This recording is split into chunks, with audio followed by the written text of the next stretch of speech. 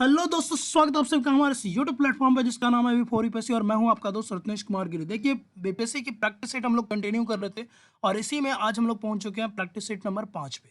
अगर आप बिहार बीपीएससी, बिहार दरोगा, बिहार पुलिस और किसी भी तरह से बिहार स्टेट के किसी भी एग्जाम की प्रिपेयर कर रहे हैं तो ये सेशन आपके लिए काफ़ी ज़्यादा इंपॉर्टेंट रहने वाला है। और साथ ही साथ अगर आप ऑल इंडिया लेवल के किसी भी एग्जाम की प्रिपरेशन कर रहे हैं, स्पेशली आपकी एसएससी रेलवे, तो उसके हिसाब से भी आपको काफ़ी ज़्यादा ये हेल्पफुल रहने वाला है। तो चलिए स्टार्ट करेंगे। और अगर आपको सेशन पसंद आए दोस्तों तो प्लीज़ प्लीज़ प्लीज़ इसको लाइक शेयर सब्सक्राइब जरूर कीजिएगा। ज़्यादा से ज़्यादा इसको दोस्तों तक पहुँचाइए ताकि आपको ये काफ़ी ज़्यादा हेल्प कर सके। चलिए ठीक है, स्टार्ट करते हैं। क्वेश्चन नंबर 1 को देखिए तो बोला जा रहा है कि who can take part in any session without being a member of parliament, यानी कौन सा ऐसा सदस्य है जो संसद का मेंबर हुए बिना, यानी संसद के सदस्य के बिना या सदस्यता के बिना भी वो संसद में भाग ले सकता है।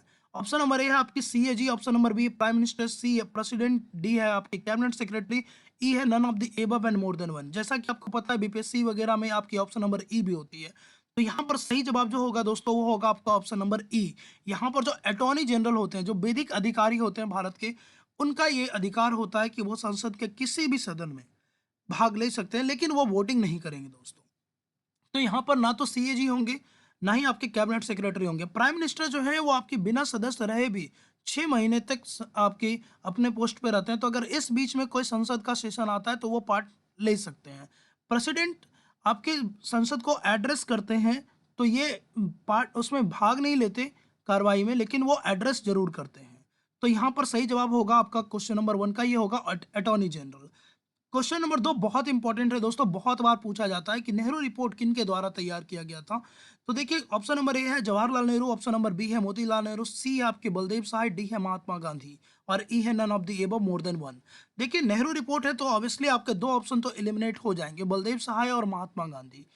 यानी कोई ना कोई नेहरू ही होंगे। अब वहां पे जवाहरलाल नेहरू चूंकि उस समय वो समाजवाद से ज़्यादा प्रभावित थे और भारतीय स्वतंत्रता संग्राम में उनकी अभी उतनी साख बनी नहीं थी, इसलिए यहाँ पर जो सही जवाब होगा उनके पिताजी थे मोतीलाल नेहरू, वो नेहरू रिपोर्ट के ड्राफ्टमैन थे।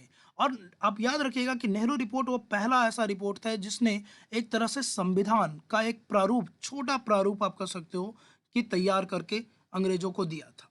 क्वेश्चन नंबर 3 की बात करें कि बंगाल विभाजन किसके द्वारा अनाउंस किया गया था। तो बंगाल विभाजन देखिए, ऑप्शन नंबर ए है Lord Curzon, Canning, Cornwallis, Mountbatten और मोर देन वन। तो देखिए यहाँ पर अगर बात करें लॉर्ड कैनिंग की, तो सबका अगर आपको ईयर्स पता है कि किसने कब से कब तक किया है तो आप इजीली बता पाओगे। जैसे बंगाल विभाजन हुआ कब है दोस्तों, तो ये हुआ है आपका 1905 में। और इसी के विरोध में भारत में पहली बार आप देखोगे कि बहुत बड़ा एक जन समूह आपको अंग्रेजों के खिलाफ उठ के खड़ा होगा, जिसको बोलते हैं स्वदेशी आंदोलन। इसमें बहिष्कार और जैसी चीजें भी आपको देखने को मिल जाएंगी। तो 1905 में अगर बंगाल विभाजन हुआ तो उस समय गवर्नर कौन था?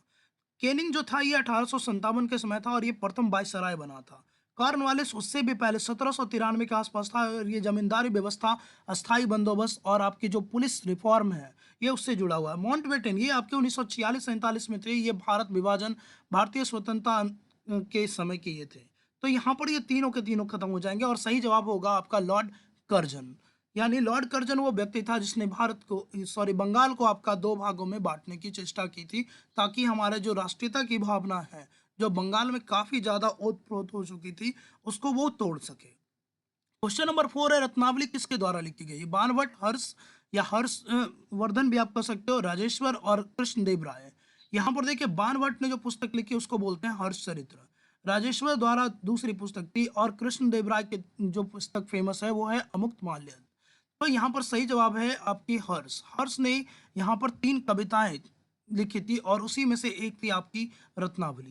क्वेश्चन नंबर 5 पे आ जाए तो बोल रहा है कि which of the following was the most oldest university. आमतौर पे इस क्वेश्चन में हम लोग कंफ्यूज करते हैं। यहाँ पूछा जा रहा है कि इस हमारे पूरे सभ्यता की या हमारे पूरे विश्व की सबसे प्राचीन विश्वविद्यालय कौन था? ऑप्शन नंबर ए है तक्षशिला, बी नालंदा, सी उदंतपुरी और डी विक्रमशिला। तो देखिए, अगर आप सभी का फिर से आपकी ईयर को अगर आप याद रखें मोटा मोटी कि किस तरह से किस समय था, तो आप अप्रॉक्स में भी याद रहेगा तो आपको पता चल जाएगा। विक्रमशिला देखिए, विक्रमशिला और उदंतपुरी ये दो ऐसे विश्वविद्यालय हैं जो पाल वंश के समय बने हैं और पाल वंश का शासन लगभग आपका 9वीं से 12वीं सदी में था। ठीक है, तो ये दोनों तो काफ़ी लेट आए। नालंदा विश्वविद्यालय की बात करें तो ये कुमारगुप्त फर्स्ट के द्वारा लगभग 5वीं शताब्दी में किया गया था। तो ये उससे इन दोनों से पहले है, बट तक्षशिला को देखना पड़ेगा। अब बात करें तक्षशिला की, तो अगर आपको थोड़ी बहुत भी हिस्ट्री की जानकारी हो या सीरियल्स देखते हो, तो चंद्रगुप्त मौर्य का नाम आपने सुना होगा। तो चंद्रगुप्त मौर्य के जो प्रधानमंत्री थे चाणक्य, वो चाणक्य वगैरह जो भी थे वो तक्षशिला यूनिवर्सिटी से पढ़े थे, और मौर्य वंश का शासन लगभग 300 ईसा पूर्व में था। बाकी तीन यूनिवर्सिटियां आपकी ईस्वी में हैं, यानी ईसा के जन्म के बाद। लेकिन ये ईसा के जन्म से पहले की है, यानी सबसे पुरानी यूनिवर्सिटी जो होगी वो होगी आपकी तक्षशिला यूनिवर्सिटी, जो लगभग 600 ईसा पूर्व के आसपास आपकी स्टैब्लिश हुई थी। अभी ये फिलहाल अगर आपको पता हो कि इसकी लोकेशन, तो आप कमेंट सेक्शन में बता सकते हैं। ये वैसे मैं बता ही देता हूँ, ये पाकिस्तान में है। अगर आप पाकिस्तान में एग्जैक्ट लोकेशन बता पाएँ तो ये बहुत ही अच्छा होगा। क्वेश्चन नंबर 6 पे चले तो बोल रहा है कि which of the following word were used for war in Vedic age, यानी वैदिक जो समय था, वैदिक काल था, वैदिक युग था, उस समय युद्ध के लिए किस शब्द का प्रयोग किया जाता था। काफी वीवीआई क्वेश्चन है दोस्तों, तो यानी ये काफी इंपॉर्टेंट क्वेश्चन रहेगा, तो इसको आप एकदम तुक्का या रट्टा मार लीजिए, क्योंकि बहुत पूछा जाता है। बोल रहा है कि वैदिक काल में जिस समय रामायण वगैरह था, राम जी का काल था, तो उस समय युद्ध के लिए किस शब्द का प्रयोग होता था। अंत्येष्टि, समष्टि, गविष्टि और प्रविष्टि। तो देखिए उस समय चूंकि गाय की सबसे ज्यादा वैल्यू थी, और एक अगर आप थोड़ी बहुत उनकी हिस्ट्री को देखें तो जो आर्य थे, जो वैदिक काल में जो लोग थे, उनका जो मुख्य पेशा था वो पशुपालन और खेती था।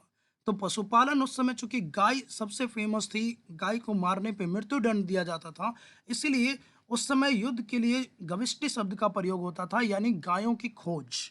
ठीक है, गाय उस समय सबसे बड़ा धन माना जाता था। तो ऑप्शन नंबर सी यहाँ पर सही होगा।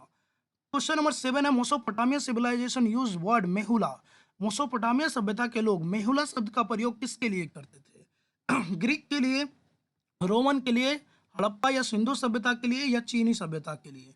तो इसका सही जवाब होगा आपका हड़प्पा सभ्यता के लिए। हड़प्पा सभ्यता के लिए आपकी जो मोसोपोटामिया के लोग हैं वो मेहुला शब्द का प्रयोग करते थे। ये भी आप काफी अच्छा क्वेश्चन है, याद रखिएगा। क्वेश्चन नंबर 8 है कि fourth Buddhist council where held in which place. Buddhist council हमेशा से आपकी बौद्ध संगति या इंपॉर्टेंट होती है, तो तीन मैं पहले करवा चुका हूँ, ये चौथी वाली है। कुंडलवन कश्मीर, पाटलिपुत्रा मगध, वल्लभी गुजरात, और वैशाली आपकी बिहार में। तो देखिए अगर वैशाली की बात करें तो यहाँ पर आपको कालाशोक के समय दूसरी बौद्ध संगति देखने को मिलेगी। वल्लभी गुजरात में इस समय दूसरी संगति तो हुई थी, लेकिन दूसरी आपकी बौद्ध संगति नहीं हुई। यहाँ पर वल्लभी गुजरात में आपकी दूसरी जैन संगति देखने को मिलेगी।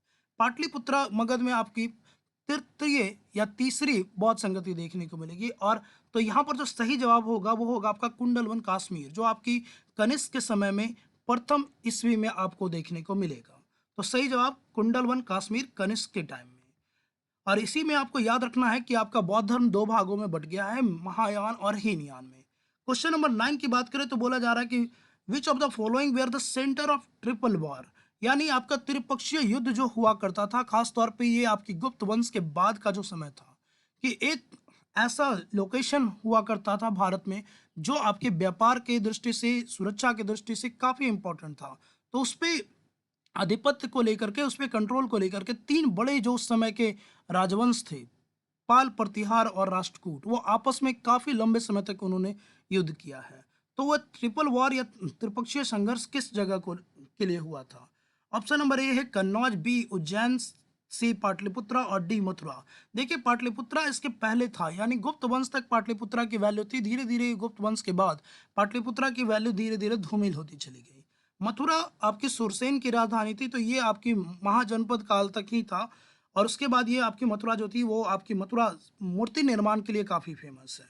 उज्जैन ये आपके कह सकते हो कि चोक पॉइंट था, सेंट्रल पॉइंट था। लेकिन जो आपका ट्रिपल वॉर हुआ था, त्रिपक्षीय जो संघर्ष हुआ था, वो आपकी कन्नौज को लेकर के हुआ था। यानी आज के समय अगर आप कन्नौज को देखो तो ये आज के समय का कानपुर का एरिया आपको देखने को मिलेगा। तो कानपुर आपके गुप्त वंश के बाद काफी इंपॉर्टेंट हो चुका था। फिर वो बोल रहा है कि which of the following is the northern boundary of Indus valley civilization, यानी जो सिंधु घाटी सभ्यता थी उसकी उत्तरी सीमा क्या थी, यानी उत्तर में उसका विस्तार कहाँ तक था? मांडा, बलूचिस्तान, आलमगीरपुर और बुर्जहोम। तो देखिए बलूचिस्तान इसकी आपकी पश्चिमी सीमा थी, आलमगीरपुर पूर्वी सीमा थी, बुर्जहोम से आपको गर्तावास यानी आप कह सकते हो कि अंडरग्राउंड बिल्डिंग देखने को मिली है। लेकिन सबसे उत्तरी सीमा जो है ये है आपकी मांडा, जो कि आपकी चेनाब नदी के पास देखने को मिलेगी। फिर बोल रहा है नेक्स्ट क्वेश्चन कि which of the following will have second tiger reserve in Bihar. अब आपको पता है कि बिहार का पहला आपका टाइगर रिजर्व, नेशनल पार्क आप बोल लो, बाघ अभयारण्य बोल लो, बाघ संरक्षित क्षेत्र बोल लो, वो आपको कहाँ है? वाल्मीकि टाइगर रिजर्व है आपकी पश्चिम चंपारण में। लेकिन हाल ही में सरकार ने और आपकी एनटीसीए ने आपकी घोषणा की है कि बिहार में वो दूसरा बाघ संरक्षण केंद्र बनाएगा। तो ये किस जिले में बनेगा, याद रखना है। ऑप्शन नंबर ए अररिया, राजगीर, कैमूर और बोधगया। देखिए अररिया में आपको दूसरा जू बन रहा है, तो आप याद रखिएगा कि दूसरा जो चिड़ियाघर है वो आपकी अररिया के रानीगंज में है। राजगीर में आपका क्या है? तो जंगल सफारी और नेचर सफारी अभी हाल ही में आपका देखने को मिला है, यानी यहाँ पर शेर बाघ तो आपको दिखेंगे लेकिन वो रिजर्व में नहीं है, वो अपने प्राकृतिक आवास में है और वहाँ आप घूम सकते हो। सी आपका कैमूर और डी बोधगया। बोधगया आपको ऐसा कुछ अभी फिलहाल नहीं हो रहा है, ठीक है। तो सही जवाब आपका है कैमूर, याद रखिएगा। कैमूर बिहार का एक तरह से कह लो कि पश्चिम बिहार में पड़ता है, पश्चिम दक्षिण बिहार।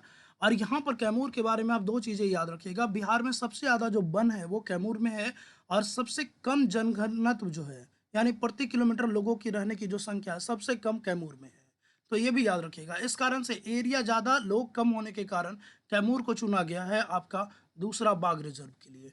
क्वेश्चन नंबर 12 कि which technical institute has start is teaching in Hindi. यानी भारत में ऐसा पहली बार हुआ है कि इंजीनियरिंग की जो पढ़ाई है वो हिंदी माध्यम में करवाई जा रही है। आमतौर पे ऐसा किया नहीं गया है किसी इमिनेंट इंस्टीट्यूट के द्वारा। और ये आपको ऑप्शन है NIT Patna, IIT Patna, MIT Muzaffarpur, BIT Bhagalpur. चूंकि भारत का ये पहला है दोस्तों तो इसलिए इंपॉर्टेंट हो जाएगा, लेकिन याद रखिएगा कि ये आपका शुरू किया है नेशनल इंस्टीट्यूट ऑफ टेक्नोलॉजी आपकी एनआईटी पटना ने। तो याद रखिएगा कि एनआईटी पटना ने हिंदी में कोर्स शुरू करने वाला पहला ऐसा इंस्टीट्यूट बना है। क्वेश्चन नंबर 13 की बात करें कि which mountain is known as the deodar in India. ठीक है, तो याद रखिएगा कि आपका कौन सा ऐसा माउंटेन है जो आपका, सॉरी डिवाइडर है, यहाँ पर मिस्टेक हो गया आपका प्रिंटिंग में, कि कौन सी ऐसी पर्वतमाला है जो डिवाइडर के रूप में यानी भारत को विभाजक के रूप में जाना जाता है, जो भारत को दो भागों में बांटती है, एक आपका उत्तर भारत और दूसरा आपका प्रायद्वीपीय भारत। तो option number A Himalaya, B Nilgiri, C Aravalli, D Vindhyachal. देखिए हिमालय तो सबसे उत्तर में है तो ये भारत को बांटेगा नहीं। नीलगिरी सबसे दक्षिण में है, ये जोड़ने का काम करता है पश्चिम और पूर्वी घाट को। अरावली ये राजस्थान में और दुनिया का सबसे पुराना पर्वतों में से एक है। तो सही जवाब होगा आपका विंध्याचल पर्वत, जो आपको मध्य प्रदेश छत्तीसगढ़ वाले एरिया में देखने को मिल जाएगा। Which of the following regard the as seen river. यानी कौन सी ऐसी नदी है जिसको अशुद्ध नदी, पापी नदी या मतलब सापित नदी भी बोला जाता है। सीन रिवर यानी पाप की नदी। बिहार की ऐसी कौन सी नदी है? सोन, कर्मनाशा, फल्गु और कोसी। नाम से ही आपको पता चल जाएगा दोस्तों, कर्मनाशा यानी ये कर्मों का नाश करती है, और इसी कारण से इसको बोला जाता है कि ये आपकी स्थापित नदी है, पापी नदी है। इसमें आप अगर आप स्नान करते हो तो आप, ऐसी मान्यता है कि आपके सारे अच्छे कर्म क्या होगा, नाश हो जाएगा। क्वेश्चन नंबर 15 और लास्ट क्वेश्चन की बात करें तो विच committee recommend the fundamental duties. यानी भारत के में जब संविधान बना तो उस समय आपकी मौलिक अधिकार तो थे लेकिन कर्तव्य नहीं थे। तो आपकी किस कमेटी के सिफारिश पे आपकी मौलिक कर्तव्यों को जोड़ा गया है? ऑप्शन नंबर ए रंगराजन, तेंदुलकर समिति, स्वर्ण सिंह समिति और अशोक मेहता समिति। तो देखिए रंगराजन और तेंदुलकर समिति जो है ना ये गरीबी रेखा से जुड़े हुए हैं। अशोक मेहता समिति ये पंचायती राज से जुड़े हुए हैं, अशोक मेहता और बलवंत मेहता। तो सही जवाब जो होगा ये होगा आपका स्वर्ण सिंह समिति जो थी, इन्हीं के सिफारिश पे आपकी आपकी 1976 में 42वें संविधान संशोधन के द्वारा इंदिरा गांधी की गवर्नमेंट ने आपकी मौलिक कर्तव्यों को जोड़ा था। उस समय मौलिक कर्तव्यों की संख्या 10 थी दोस्तों, और वर्तमान में 11 हो चुकी है। तो आप कमेंट सेक्शन में जवाब दीजिए कि जो 11वां आपका मौलिक कर्तव्य है वो कौन सा है। चलिए, तो आज के लिए फिलहाल इतना ही। अगर आपको सेशन इंफॉर्मेटिव लगा हो, पसंद आया हो, तो प्लीज़ इसको लाइक शेयर सब्सक्राइब जरूर कीजिएगा। Thank you so much. जय हिंद।